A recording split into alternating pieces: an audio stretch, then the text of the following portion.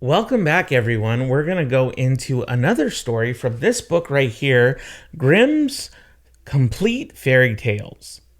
So I really hope that you're enjoying this series as much as I am. And if you haven't done so already, I would really love for you guys to do me a huge favor before we get started to hit that like button and to also hit subscribe so that you get future updates and notifications of when I either go live or do a video upload such as this one. We are going to be looking at the story of Tom Thumb. And here we go. Let me start over. There was once a poor peasant who sat in the evening by the hearth and poked the fire, and his wife sat and span. Then said he, "How sad it is that we have no children. With us, all is so quiet, and in other houses it is noisy and lively." "Yes," replied the wife, and sighed. "Even if we had only one, and it were quite small, and only as big as a thumb, I should be quite satisfied, and we would still love it with all our hearts." Now, it so happened that the woman fell ill, and after 7 months gave birth to a child. That was perfect in all its limbs, but no longer than a thumb.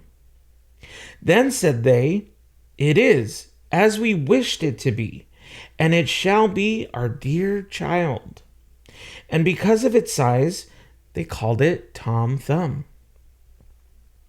They did not let it want for food, but the child did not grow taller, but remained as it had been at the first. Nevertheless, it looked sensibly out of its eyes, and soon showed itself to be a wise and nimble creature, for everything it did turned out well. One day, the peasant was getting ready to go into the forest to cut wood, when he said, as if to himself, "How I wish that there was anyone who would bring the cart to me." "Oh, father," cried Tom Thumb, "I will soon bring the cart. Rely on that. It shall be in the forest at the appointed time." The man smiled and said, "How can that be done? Thou art far too small to lead the horse by the reins." "That's of no consequence, father. If my mother will only harness it, I shall sit in the horse's ears and call out to him how he is to go." "Well," answered the man, "for once we will try it."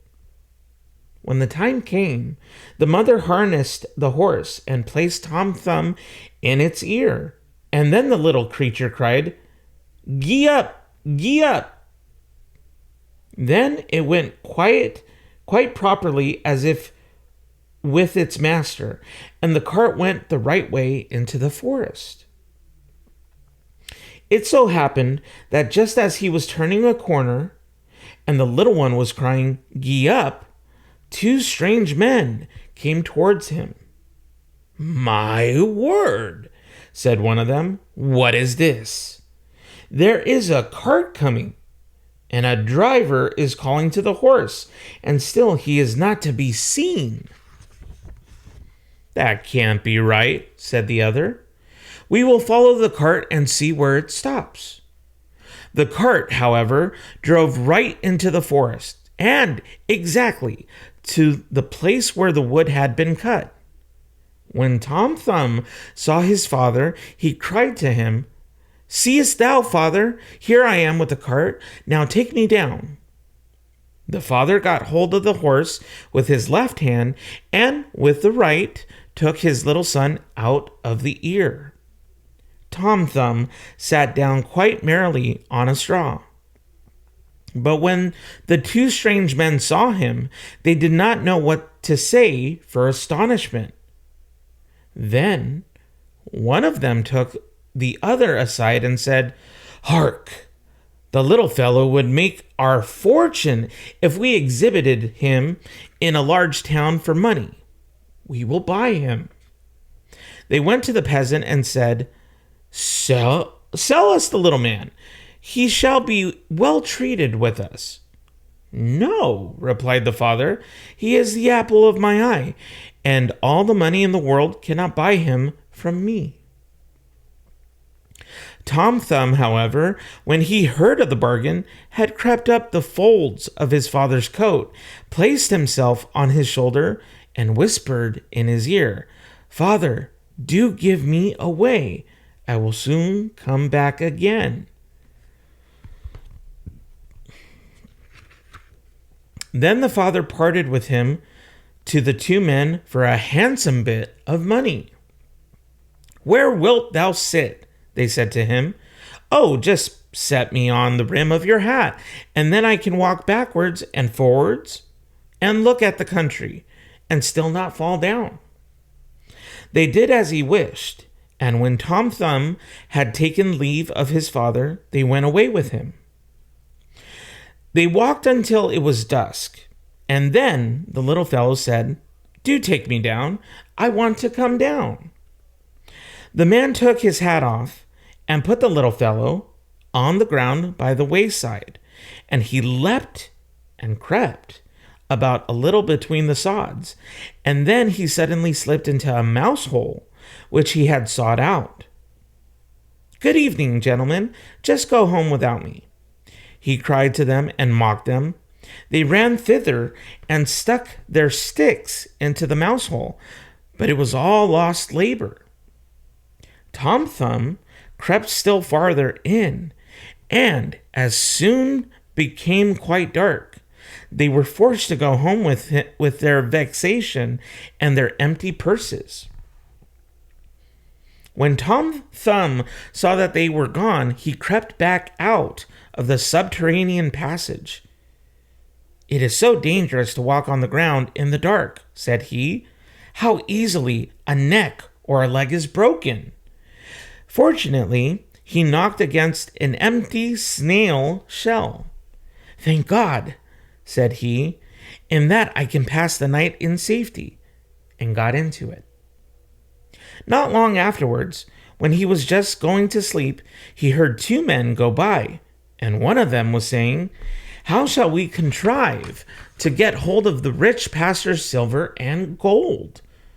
I could tell thee that, cried Tom Thumb, interrupting them. What was that? Said one of the thieves in fright.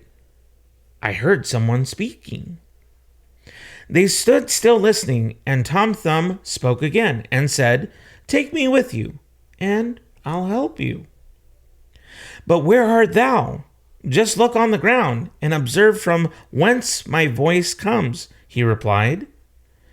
There the thieves at length found him and lifted him up. Thou little imp, how wilt thou help us? They said. A great deal, said he. I will creep into the pastor's room through the iron bars, and will reach out to you whatever you want to have. Come then, they said, and we will see what thou canst do. When they got to the pastor's house, Tom Thumb crept into the room, but instantly cried out with all his might, Do you want to have everything that is here? The thieves were alarmed and said, But do speak softly, so as not to awaken anyone. Tom Thumb, however, behaved as if he had not understood this, and cried again, What do you want? Do you want to have everything that is here?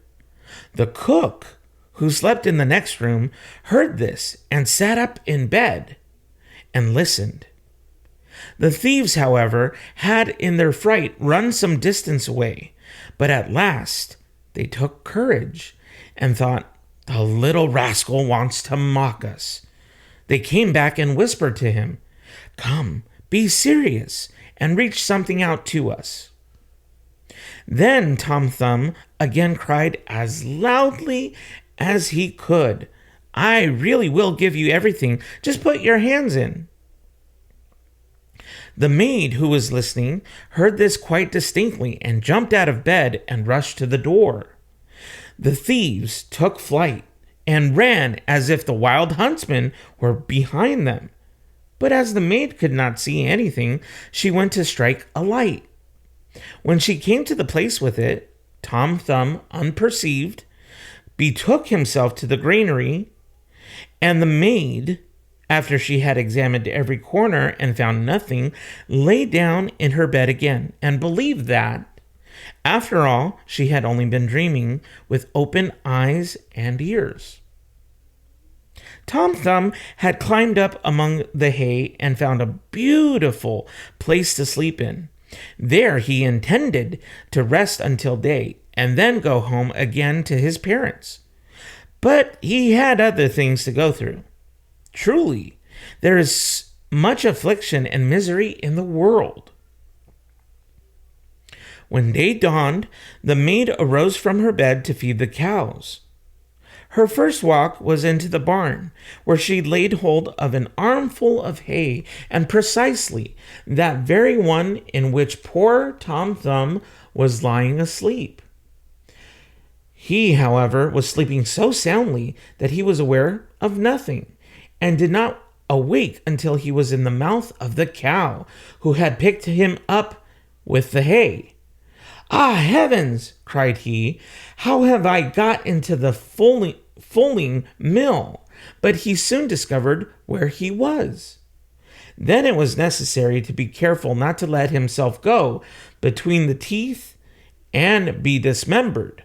But he was nevertheless forced to slip down into the stomach with the hay. "In this little room the windows are forgotten," said he, "and no sun shines in, neither will a candle be brought." His quarters were especially unpleasing to him, and the worst was, more and more hay was always coming in by the door, and the space grew less and less. Then at length, in his anguish, he cried as loud as he could, "Bring me no more fodder! Bring me no more fodder!" The maid was just milking the cow, and when she heard someone speaking and saw no one, and perceived that it was the same voice that she had heard in the night, she was so terrified that she slipped off her stool and spilt the milk. She ran in great haste to her master and said, "Oh heavens, pastor, the cow has been speaking." "Thou art mad," replied the pastor, but he went himself to the byre to see what was there. Hardly, however, he had set his foot inside when Tom Thumb again cried, "Bring me no more fodder! Bring me no more fodder!" Then the pastor himself was alarmed, and thought that an evil spirit had gone into the cow and ordered her to be killed. She was killed, but the stomach in which Tom Thumb was thrown on the midden. Tom Thumb had great difficulty in working his way. However, he succeeded so far as to get some room, but just as he was going to thrust his head out, a new misfortune occurred. A hungry wolf ran thither and swallowed the whole stomach at one gulp. Tom Thumb did not lose courage. "Perhaps," thought he, "the wolf will listen to what I have got to say." And he called to him from out of his stomach, "Dear wolf, I know of a magnificent feast for thee." "Where is it to be had?" said the wolf. "In such and such a house. Thou must creep into it through the kitchen sink, and wilt find cakes and bacon and sausages, and as much of them as thou canst eat." And he described to him exactly his father's house. The wolf did not require to be told this twice, squeezed himself in at night through the sink, and ate to his heart's content in the larder. When he had eaten his fill, he wanted to go out again, but he had become so big that he could not go out by the same way. Tom Thumb had reckoned on this and now began to make a violent noise in the wolf's body and raged and screamed as loudly as he could. "Wilt thou be quiet?" said the wolf. "Thou wilt waken up the people." What?" replied the little fellow. "Thou hast eaten thy fill, and I will make merry likewise," and began once more to scream with all his strength. At last, his father and mother were aroused by it and ran to the room and looked in through the opening in the door. When they saw that a wolf was inside, they ran away, and the husband fetched his axe, and the wife the scythe. "Stay behind," said the man when they entered the room. "When I have given him a blow, if he is not killed by it, thou must cut him down and hew his body to pieces." Then Tom Thumb heard his parents' voices and cried, "Dear father, I am here. I am in the wolf's body." Said the father, full of joy, "Thank God, our dear child has found us again," and bade the woman take away her scythe that Tom Thumb might not be hurt with it. After that, he raised his arm and struck the wolf such a blow on his head that he fell down dead. And then they got knives and scissors and cut his body open and drew the little fellow forth. "Ah," said the father, "what sorrow we have gone through for thy sake." "Yes, father, I have gone about the world a great deal. Thank heaven, I breathe fresh air again." "Where hast thou been then?" "Ah, father, I have been in a mouse's hole, in a cow's stomach, and then in a wolf's. Now I will stay with you, and we will not sell thee again. No, not for all the riches in the world," said his parents, and they embraced and kissed their dear Tom Thumb. They gave him to eat and to drink, and had some new clothes made for him, for his own had been spoiled on his journey. And that is the end of the story of Tom Thumb. Please feel free to continue in reading more in the playlist that has been created on this channel. And if you wouldn't mind doing me a huge favor, not only would I love for you to hit the like button and to hit subscribe and also turn on the bell for notifications, but I would love for you guys to check out this book, Grimm's Complete Fairy Tales, and let me know which short story you would like for me to read next. Guys, thank you so much for tuning in, and remember to be kind and rewind.